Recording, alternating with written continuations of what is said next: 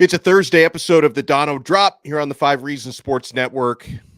Hoping for 2 parades. Now, we're in jeopardy of having 2 finals appearances and maybe no parades. I don't want to get too negative yet, but, the Heat lost last night to Denver, getting massacred on the boards, shooting as horribly as they did. A little bit discouraging, down 2-1. And the Florida Panthers road swing out to Vegas, going 0-2 up there, was a little bit discouraging. But the Florida Panthers do have a chance to scratch and claw their way back into the series tonight in Game 3. We'll talk a little bit about the Heat later and about Dalvin Cook maybe being a future Miami Dolphin. So there's a lot on our plate today. But to talk about the Gatos, we have our Florida Panthers expert, Fifth Line Show. Alex Baumgartner is with us, who's freshly back from Las Vegas. So, Alex, what was the team? Were they all at the craps tables? And what were they doing out there in Vegas, man? They didn't go well. Well, the team actually didn't stay on the strip. I stayed on the strip. They stayed off the strip somewhere a little bit farther away. So, no, they weren't hitting any of the tables. But there was a couple of factors just going into the series that when I came on last time, I said to look ahead, maybe a little bit weary about. First of all, Panthers 10 days off between games. And traditionally, teams in the Stanley Cup Final that have that much time off have not done well. Now, Colorado did win the Cup last year after 9 days of break, and Florida had 10. But other examples, teams traditionally haven't won the Cup with that much time off. Now, all these statistics and odds, I think it's all random because they shouldn't have beat Boston based off the odds. They shouldn't have made the playoffs based off the odds. They shouldn't have swept Carolina. There's so many things that shouldn't have happened that happened, that when something like this happens where you lose down 0-2, that probably should have happened just based off of where the Panthers were before they entered the playoffs. But all that aside, there are a lot of things that really stood out to me, especially in that Game 2 where it was a complete blowout and complete domination by Vegas, that the Panthers have had 2 days to look over it, and I almost think personally it's better that they got washed that game than losing a tight 1-goal game, because if we look at the Carolina series and the Toronto series, those teams lost by 1 goal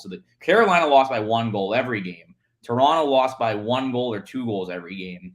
So, in my opinion, when you're in your video room and you're trying to see what's going wrong, it's a lot easier to say, well, we lost 7-2. Here's 4 goals where there's nobody covering the front of the net. Here's 2 goals where nobody's covering the point. That's 5 or 6 of our goals right there. And that actually happened. 2 or 3 of the goals wide open in front. 1 or 2 goals, both games, power play goals. Both games, shots from the point. Here's how Vegas comes off the rush. It was so obvious to everybody in that press box where it was going wrong for the Panthers. Wow. So, okay, what are the big adjustments that need to be made tonight back on home ice, Game 3? Well, first of all, you're going to have to get off to a better start. Now, in Game 1, they did score the first goal, but Game 2, Vegas got 4 goals before Florida got a lucky bounce. A huge thing for the Panthers in this game is just staying out of the box. Now, the officiating was not good in Game 2, but I'm also not going to blame the officiating because they did lose 7-2. If the officiating was what it should have been, it might have been 5-2, right? 5-3. They still would have lost the game. But you got to stay out of the box. Vegas's power play has been clicking the first 2 games of the series. Another thing that going into the series that we talked about is that the Panthers have to capitalize on a horrible Vegas penalty kill entering the series, and they didn't. Florida has not scored a single goal on any of their opportunities. And it's not like Vegas is playing the most outstanding penalty kill. There's a lot of room to walk in. Vegas and Carolina play 2 completely different style of penalty kill. Carolina will attack you very hard. They will come right to the point. They'll pressure you in the corner. And Florida was able to adapt after Game 1. Florida hasn't been able to adapt to Vegas kind of sinking back and like, here's the lane, try and beat us. And a large part of that is Adin Hill. Florida hit a couple posts. Adin Hill made a couple huge saves. Florida had their chances to tie the game or take a lead in the game on power plays in Games 1 and 2. So they're going to have to capitalize tonight because the chances will 100% be there on the power play. I love it. So what was the big things for you? I know the Panthers weren't at the craps tables. Did you have any time to have a little fun in Vegas, or was it all business? we got in Friday night around midnight. So I kind of just strolled. I've been to Vegas before, so I kind of knew everything, and I did a quick stroll around, just wanted to embrace the moment. So my first Stanley Cup final, I went to the arena. I'm like, I just want to go see the arena, even though Yeah. It's a cool arena. It's right there. I mean, it's right on the strip, which is pretty incredible. But not too much partying, not too much anything like that. On game days, it was strictly work where you're at the rink all the time. We were talking off air. These 5 p.m. starts, they weren't having traditional morning skates. They were doing stuff in Henderson at City National Arena, which is way off the strip in another part of town. And there wasn't any media availability there. So there was really no point in showing up. They did media availability 3 hours, sometimes 3.5 hours before the puck drop. So you're kind of at the arena from 1 to 9 p.m. And if you're accounting for media meals and media stuff like that, I mean, I'm on the strip in the arena from like 12. So all business for games 1 and 2, at least on our end in Vegas. Well, and hopefully it's all business from the Panthers' end tonight back home for game number 3. And, I know technically it's not a must win unless it's an elimination game. I think it's a must win. I was going to say, I think it's a must win as well. So, and I know, again, I feel stupid asking you this because we've already established on the show, you're kind of like me. You don't like making predictions, but do you have a prediction for the game tonight? If not a final score, maybe a prediction for how the game plays out. Well, Florida's going to have to hit the ice running, guns blazing. They got to hit it hard. They have to play better off of transition too. Vegas has been very good in capitalizing the Panthers off odd man rushes or even 3 or 2-on-2s, just sinking a third guy in, creating the odd man rush. Vegas is amazing at their breakouts. Something that you guys should watch out for is they're going to use their bumper a lot, where they're going to hit the guy on the corner, feed it back into the zone, and then it's kind of like a power play breakout. They run even strength where they hit the bumper and they take a guy with speed. So Florida's going to have to adjust to that. I think if they do, and it's all over the tape, it happened both games, it'll be better off for them. And they got to capitalize on the power play. So I'm saying all these things they have to do. I can't give a prediction unless I know they're going to do it. But if they can't do that, they're not going to win, because Vegas is just too good 5-on-5. And they've been clicking on their power play, and everything just seems to be working. If Florida can't get back to what they did against Boston, after Boston walked in the first couple of games, remember that series was 3-1. And besides that game 2, it wasn't close. Boston put up 2 6-pieces on the Panthers before they went to 5. It's giving me the same vibes. I was watching that Boston series and I said, if the Panthers can't change, and I think it's easier looking at it to see what Vegas is doing well than what Boston was doing well. Boston kind of not hit it, but for me, it was harder to figure out what Boston was doing than Vegas. Vegas is pointing out right to me, this is what they have to fix if they want a chance. And the Panthers have been good at that in the past, so they have to get back to that. Well, I'm feeling hopeful after hearing that, and you can understand why this man is our hockey expert and our Florida Panthers expert here on the 5 Reasons Sports Network. Alex Baumgartner enjoyed the game tonight. How dapper are you going to be? Are you going to wear like a suit and tie, shirt and tie for the finals, or you keep it a little more chill? I go suit and tie every single game, regular season or not. That's dress to impress. That's what we do here. Good for you. Not like not like one of those sloppy media dudes or radio dudes sitting in that upper level. I appreciate that. Alex, thank you so much, and enjoy the game tonight. Hopefully the Panthers can get one this evening. Go Cats. Fantastic. I love it. Alex Baumgartner, impressive job. And man, so I that was an excellent breakdown. First of all, there was some breaking South Florida sports news that happened while we were chatting. And that's for the Canes baseball fans out there. Gino DiMare is stepping down. Miami Hurricanes baseball coach, coming off yet another home regionals failure. Miami, the past 5 years, one of those was a COVID year, but 4 seasons in the past 5 years under Gino DiMare, the Hurricanes have seen their seasons come to quick and unfortunate ends in the postseason. So and listen, I respect it. Like I respected Mark Richt when he stepped down. I respect Gino because I know that a lot of folks out there, wanted him fired. Miami just signed him to an extension. So for him to actually come out and say, you know what, This here is not working, so I'm going to be a man about it and step down. I've got a lot of respect for him for that, and we'll have to see what direction Canes baseball is going to go in after this. But we just got that news while we were talking with Alex Baumgartner. Meanwhile, I mentioned I'm a little bit nervous about any parades happening down here in South Florida. Again, in the NBA Finals, every game is like an individual series. The Heat are going to have a chance to adjust. And really, the big adjustment is not really an adjustment. You got to hit some shots, right? Now, obviously, defensively, when Jamal Murray and Nikola Jokic are both putting up 30-point triple doubles, which has never been done by teammates before in the regular season or the postseason. Kudos to them for both having a fantastic game. And how do you beat anybody when they've got two players going up for 30-plus point triple doubles? But obviously something needs to change defensively, and Spo is going to enjoy that challenge for tomorrow night's Game 4 for the Heat to try to even up that series. But the big thing that needs to change for the Miami Heat is not even an adjustment. You've got to hit some of your shots, right? One of the big reasons why the Heat are even here, why they're in the NBA Finals, and why they're 3 victories away from hoisting a trophy and having a parade is because they've shot overall in their wins so much better in the playoffs than they did in the regular season. And then you regress last night. You shoot 37% as a team, 31.4% from 3, just 11 of 35 shots from beyond the arc.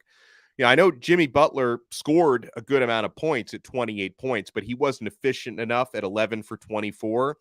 And obviously nobody shot the 3 ball well enough last night. So that's not even an adjustment. That just, you need to find your shooting boots or something. Like, you need to try and progress back to the way you were playing in the playoffs rather than regressing to the mean. But the Heat also, they got put through the wood chipper on the boards. And that's a symptom of when you go up against a team that's much bigger than you. And they've got, arguably, I know, Joel Embiid just won an MVP, but Nikola Jokic, arguably the best big man, the best overall player in the NBA, multi-time MVP in his own right.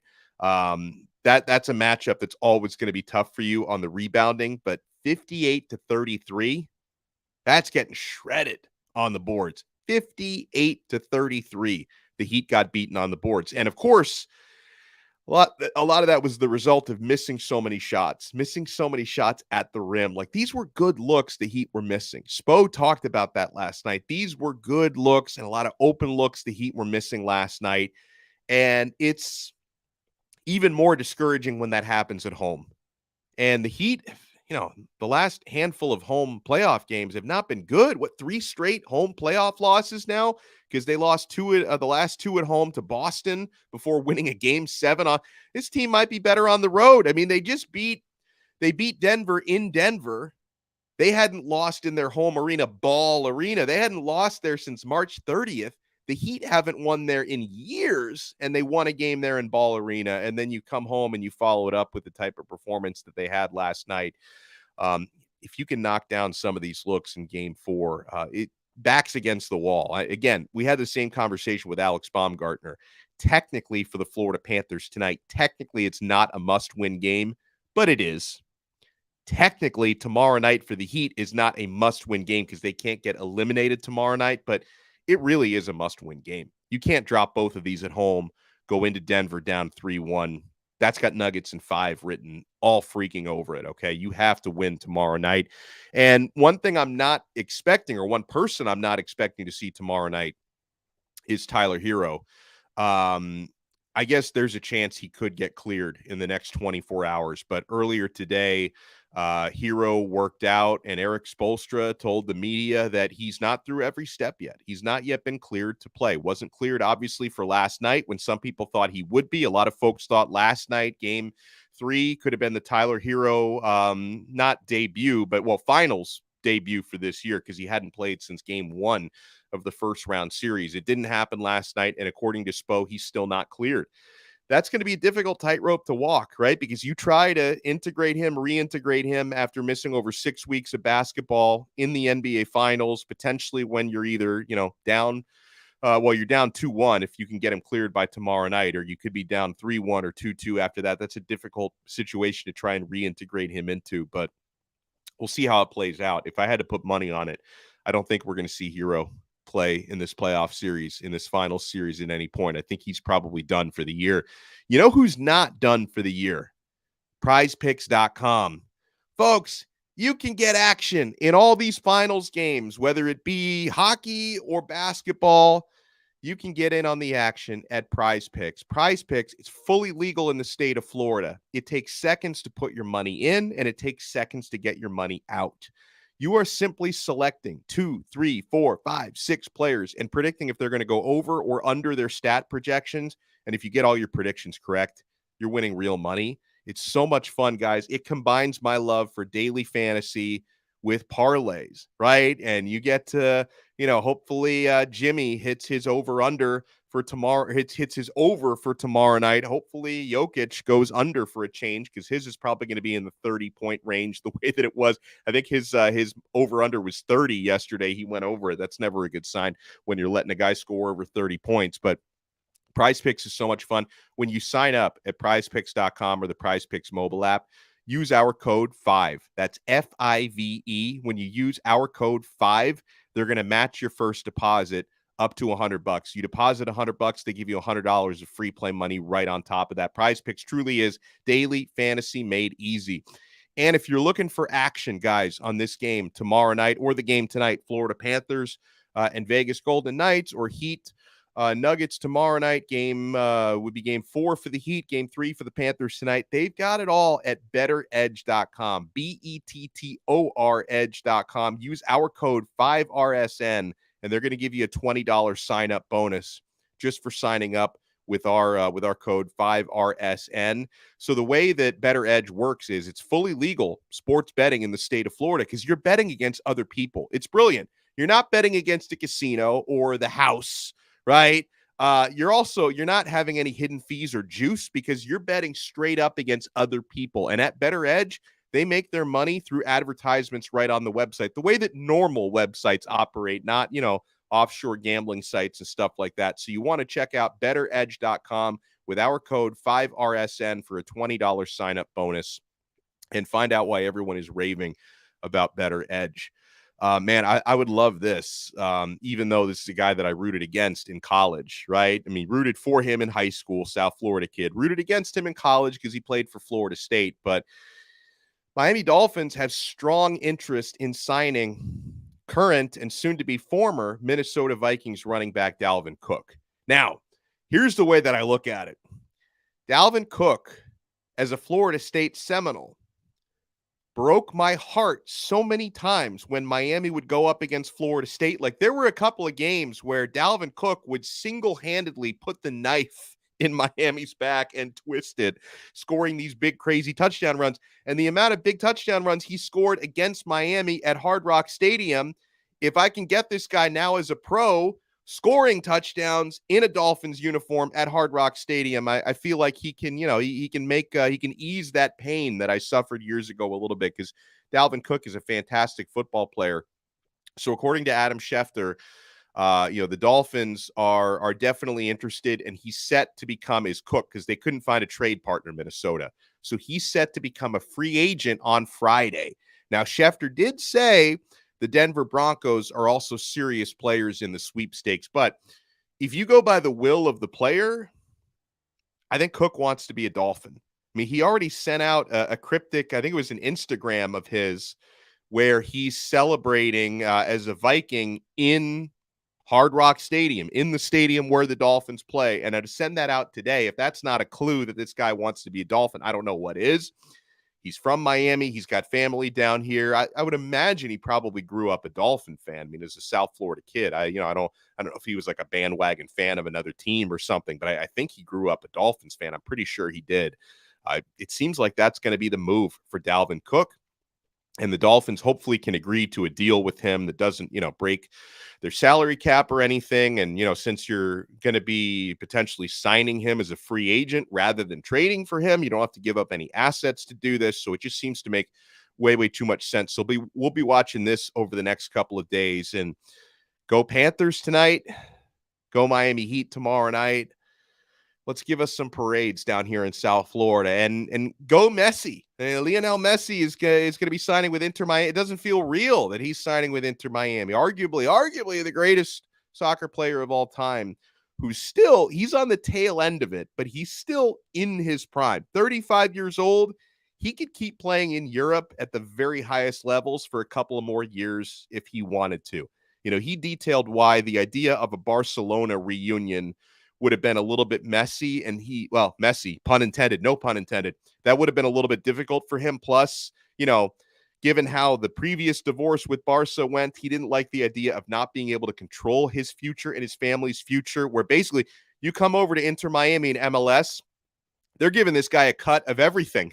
They're giving this guy a cut of the Apple money, and he could probably, when he retires, he can own like 6 franchises at once. They're basically giving this guy the key to American soccer, and he can call his own shot down here and in the league. So, he just decided this was the best. If it was purely based on money, he said this, if it was purely for the money, he would have gone to Saudi Arabia for the crazy oil money that they gave Cristiano Ronaldo. So he's not going to make that much money here, but he's getting taken care of in more ways than one, and he can control his own destiny. And Messi, as he already is, a soccer god, it's going to be the soccer god of Major League Soccer now coming up. So huge shout out to everybody who took time to watch today. Make sure to hit the thumbs up button, like this video, subscribe to 5 Reasons Sports on YouTube, and we'll talk to you again on another Donno Drop here on the 5 Reasons Sports Network. See ya.